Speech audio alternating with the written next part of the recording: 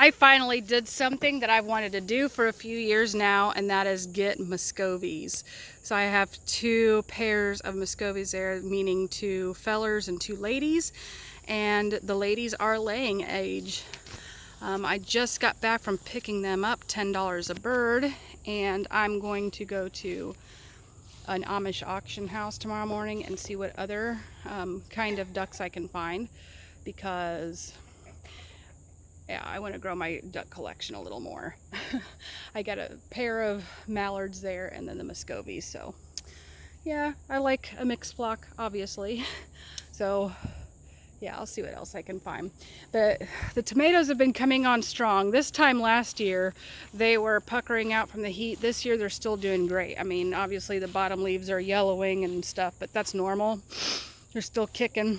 I have yet to try a black creme, but I have picked the Brandywines, and those things can become monstrous. There's one hanging on the bottom over here I could show you. Let me get a better view. They get pretty stinking big, so I'm going to be growing Brandywines every year now, I think. Amish paste I'm getting a lot out of too. The solar flare, yeah, they're about the same as, maybe about the same, if not a little more than the Brandywine, so their production is pretty good. The Dr. Wychees, I don't know why, they're pretty small compared to what I've seen other people grow. They're still tasty though.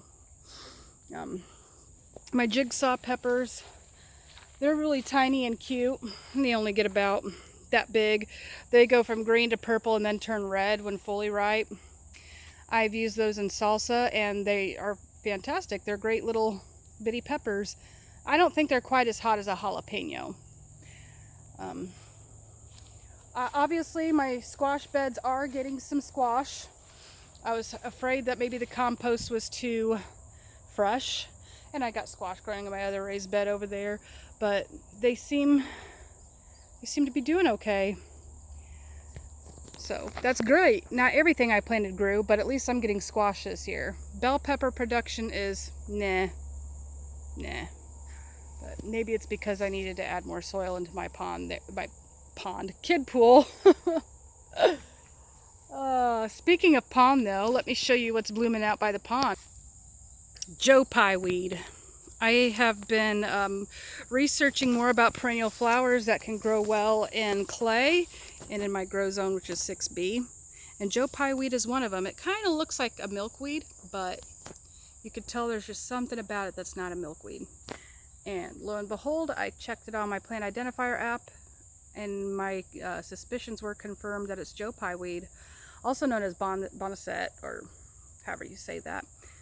But it's got medicinal properties to it for sure. It can be used as a diuretic. You can make it into a salve to put for rheumatoid arthritis. The roots, I know, are a diaphoretic, which means it'll help you sweat out toxins and help reduce fever and stuff like that. So I'm glad to be having this around. The bees will love it too. But one thing about our bees that I forgot to mention before, we think wax moths got a hold of them, and so our colony left. So we have 2 colonies now, but they're at my friend from work's house, so they can watch it, make sure it's getting good brood. If they need to add brood to it, that they will, and all that fun stuff, since we're newbies. So thankfully we got good friends like that to count on. But there's more Joe Pye weed growing out there past the fence. Can you see it? And I was noticing driving along the way to pick up the Muscovies that the goldenrod's now in bloom too, and I would like to pick some goldenrod. Apparently it's got many fantastic medicinal purposes, and I do want to get more into herbalism and stuff. That back row yeah, you probably can't see it. My tree line back there is filled with jewelweed, and I have poison ivy on my leg, and I scratched the heck out of my poison ivy with the jewelweed. I think it helps stop it from spreading. The itch, not so much. I'll be honest, I went and bought some Technu scrub, calamine lotion, and Benadryl, and been using that because I just got to deal, I can't go to work with the itch, and it's just miserable. But then again, I had Benadryl head for days. Days with the days is what I would tell my coworkers. So, but it looks like it's starting to clear up now with the Technu. So that's good. But I was thinking maybe I would want to make a tincture with jewelweed instead of using a salve, because the alcohol will help also dry out the poison ivy versus a salve, which is an oil and beeswax mix. So there's that. So let's go down to my melon patch. This down here just brings me so much happiness, especially since I'm now starting to get to pick out of it. But look at all the zinnias surrounding it. I planted all kinds of things, and only sunflowers and zinnias seem to germinate as far as my flowers go. But the deer seem to have been eating my sunflowers. You see, but it's trying to grow back, which is incredible. But down here's cantaloupe, and I don't know if I have any fruit growing yet. I haven't went through that jungle yet. Honeydews, jelly melons, Kajari melons, whatever else I'm growing. Watermelons, you could clearly tell by the leaves. And look. Look, look, look. Yes. So I'm growing like 4 different varieties of watermelon. I'm growing a yellow skin, a yellow flush, Dixie Queen, and Sugar Baby. And I have some pumpkins and gourds growing out there. The okra is growing fantastically. It hasn't bloomed yet.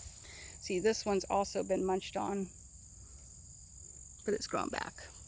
Dogs trampled over a couple of my other sunflowers, but oh look, this little guy's starting to put on female flowers.